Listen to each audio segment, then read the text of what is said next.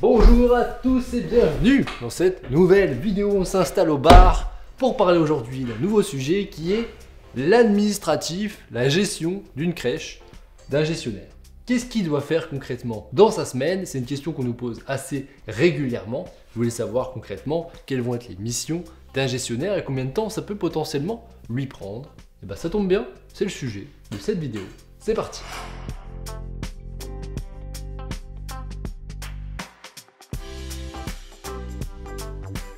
Et je vous rappelle qu'il faut absolument vous abonner à cette chaîne YouTube. Actuellement, c'est plus de 50% de l'audience qui n'est pas abonnée. Il faut vous abonner parce que chaque semaine, c'est 2 vidéos qui vont forcément vous intéresser si vous êtes ici. C'est sur la création des micro-crèches, sur la petite enfance. Vous avez des guides offerts en description. Il faut vous abonner à cette chaîne YouTube. Je compte sur vous. Maintenant, on démarre le sujet de cette vidéo. L'administratif d'un gestionnaire et même plus largement, on va dire, l'entretien et la gestion d'une crèche par un gestionnaire. À quoi il faut penser? Première partie, j'ai envie de vous parler de comptabilité. Parce que oui, vous avez un expert comptable qui va s'occuper de tout ce qui est le bilan, etc. Mais vous avez un petit peu de boulot. Et votre boulot, c'est quoi? C'est concrètement, chaque mois, vous allez créer des factures de vente. Deuxième chose, vous allez devoir faire ce qu'on appelle le rapprochement des factures. C'est-à-dire que quand vous êtes à la fin du mois, vous prenez votre relevé de compte, vous dites là, effectivement, il y a 20 € qui est passé pour Leclerc parce que vous avez acheté, j'en sais rien, des fournitures pour la crèche, et bien vous devez avoir votre ticket de caisse qui est scanné et qui est ensuite envoyé à votre comptable. Donc tous les mois, vous faites ce qu'on appelle le rapprochement des factures.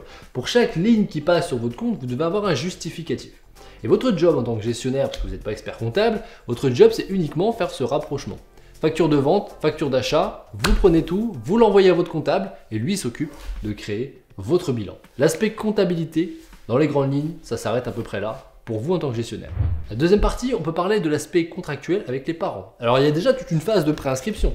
Donc vous recevez des préinscriptions, vous allez devoir prendre contact avec les parents selon si la préinscription était plus ou moins complète, établir un devis, leur envoyer, leur expliquer le fonctionnement de votre structure, voir avec eux s'ils acceptent le montant, les jours d'inscription, les horaires, etc., etc. Tout ça, c'est une partie de votre travail. Vous allez devoir chercher également à optimiser votre structure avec ces différentes préinscriptions. Vous pouvez avoir plusieurs devis qui sont validés. Vous devez choisir quel parent va intégrer votre structure. Un très gros morceau, si vous vous en occupez directement, c'est le planning. Le planning de votre équipe qui est amené à évoluer selon les arrêts, selon les modifications horaires des enfants, etc., selon les arrivées et même les plannings d'adaptation lorsque c'est des nouveaux enfants qui arrivent dans votre structure. Tout ça, bien sûr, et tous les points qui sont évoqués dans cette vidéo sont des choses qui sont délégables potentiellement à votre référent technique, à une aide administrative quand vous avez plusieurs structures, etc. Mais dans tous les cas, ça fait partie de votre job de gestionnaire, de chapeauter tout ça. Une autre partie, ça va être également les fiches de paie. Vous n'allez pas l'écrire en direct parce que forcément, il faut être expert sur le sujet et puis suivre en plus les actualités pour savoir comment créer des fiches de paie qui sont actualisées, mais c'est votre expert comptable souvent qui s'occupe de la partie RH. Donc il faudra lui envoyer chaque mois, notamment les heures supplémentaires payées, etc. puis les congés qui ont été pris, pour qu'il puisse actualiser et adapter les fiches de paie. Au-delà de ça, il y a également potentiellement les commandes aussi qui doivent être faites, commandes régulières de tout ce qui est matériel pour les activités, que ça soit le stock de sécurité pour l'aspect alimentaire, si admettons vous faites livrer en liaison froide, on a toujours un stock de sécurité au cas où on n'est pas livré un jour. Vous pouvez également gérer le stock de tout ce qui est produit d'entretien, tout ce qui est couches, etc. Ça, c'est aussi du travail potentiellement. On peut rajouter aussi un point qui n'est pas négligeable, c'est les travaux et l'entretien de la crèche. Clairement, c'est souvent quelque chose auquel on ne pense pas, mais quand on se développe et qu'on a plusieurs crèches, potentiellement, l'entretien des crèches commence à prendre du temps. Que ce soit le jardinage, si vous avez un jardin naturel, mais également tous les entretiens, voilà, c'est amené à être un peu abîmé par les enfants, ce qui est normal. Des fois, il faut remettre des coups de peinture, des fois, il faut rattacher un truc, des fois, il faut recoller quelque chose. Voilà. Il y a un peu de boulot aussi quand même d'entretien des structures. Et le dernier point qu'on pourrait rajouter, vous avez la responsabilité, c'est votre entreprise, de faire connaître votre entreprise et de faire connaître votre micro-crèche. Donc l'aspect marketing est également une partie que vous devez potentiellement vous occuper. Faire vivre les réseaux sociaux, rajouter des affiches dans des endroits stratégiques dans la ville auquel vous vous implantez, faire des fois des articles dans certains journaux, faire de la presse régionale, etc. Tout ça, ça fait partie intégrante également potentiellement de l'aspect gestion, administratif, etc. Donc voilà pour la majorité des thématiques que vous allez devoir gérer en tant que gestionnaire.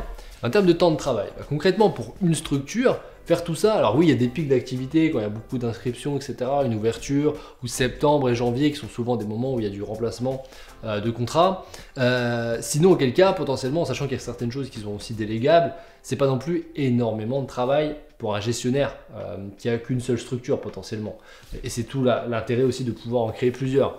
Donc la dernière chose qu'on pourrait rajouter à votre activité de gestionnaire, c'est le développement de votre entreprise, donc l'ouverture d'autres structures, prospection de biens immobiliers, financement, etc. C'est des choses aussi également que vous serez amené à faire.